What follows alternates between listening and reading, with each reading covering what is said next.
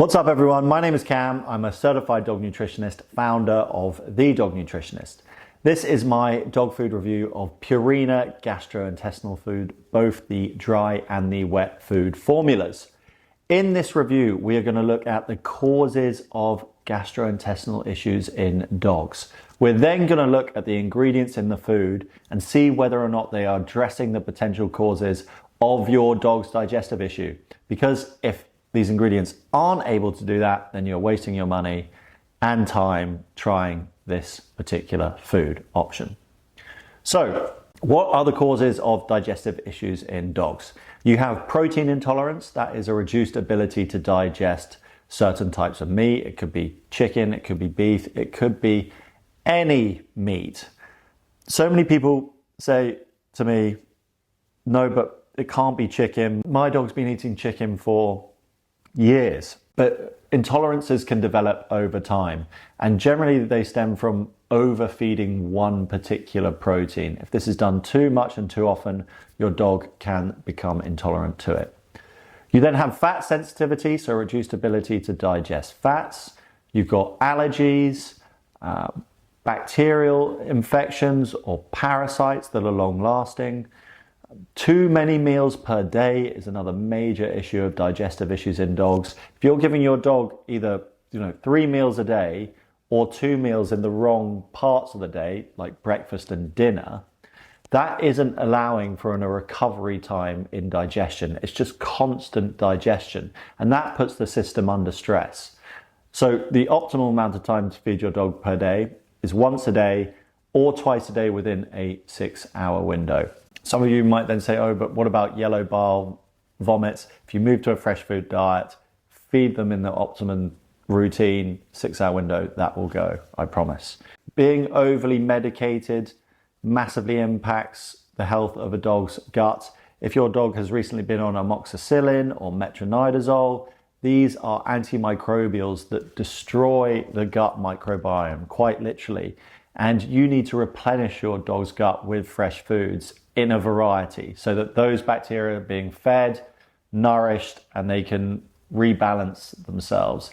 If your dog doesn't go through that process post a antimicrobial course, then they can have basically long-lasting damage because their gut balance hasn't been restored, and it massively impacts a dog's ability to digest. Finally, you have stress and anxiety.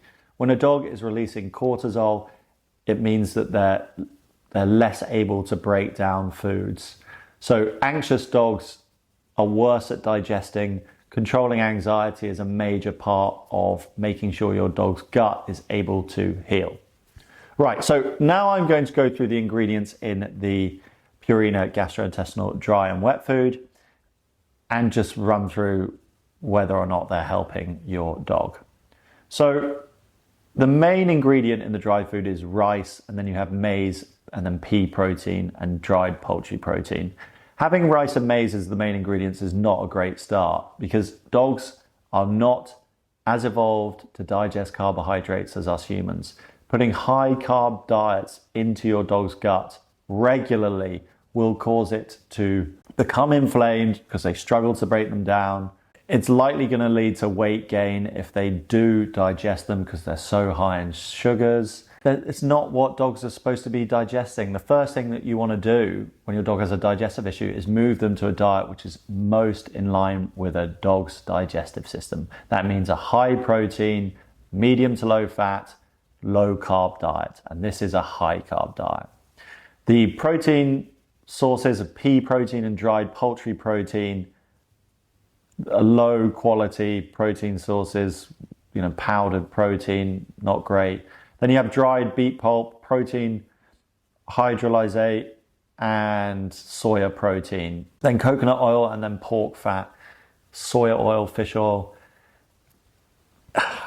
Okay, the Purina wet food, meat and animal derivatives, so any type of animal, unidentified, eggs and eggs derivative, cereals. We're trying to identify a diet that works best for your dog. That is of primary importance when trying to restore digestive health. That means you need to have a controlled diet. Test a protein for a period of time to see if that works. You don't provide a whole load of proteins in one meal, because intolerance to a protein is such a common cause of digestive issues. So you need to identify what works best, put that in a natural, balanced fresh food diet. This isn't a natural, balanced fresh food diet. Too many carbs, processed food. It's not going to nourish the gut like a natural diet would. And I think that is just the main issue. It's too unnatural to see a dog recover from their digestive issue long term. If they're consuming this long term, eventually another issue is going to occur, because it's just not the right food. If you want to find out or figure out a simple diet that will work for your dog, go onto my website, click the link in the description, get the digestion plan that will help you identify a simple fresh food diet that works for your dog. We figure out the exact ingredients that work best. We put it in a balanced, natural, fresh food diet that's really easily digestible. It will smell great. It'll be more appealing to your dog, so they're more likely to eat it. It's just infinitely healthier than these processed generic options. So please do click the link. And if you want to learn more about dog nutrition, I've got so many videos on this YouTube channel. I made a whole free dog nutrition course, which I'm trying to get as many people to watch, get people into dog nutrition. So yeah, please do access more information to help your dog.